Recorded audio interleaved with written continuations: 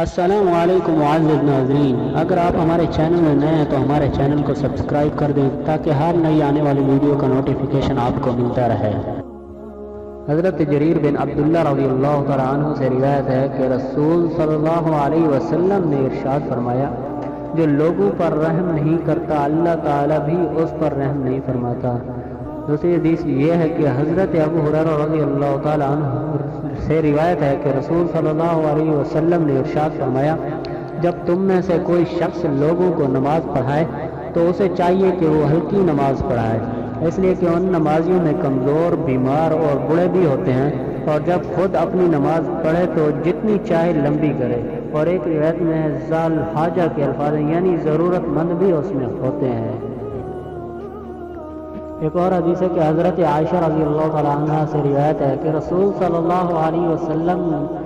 بعض اوقات ایسا عمل چھوڑ دیتے جب کہ اس کا کرنا آپ صلی اللہ علیہ وسلم کو پسند ہوتا، اس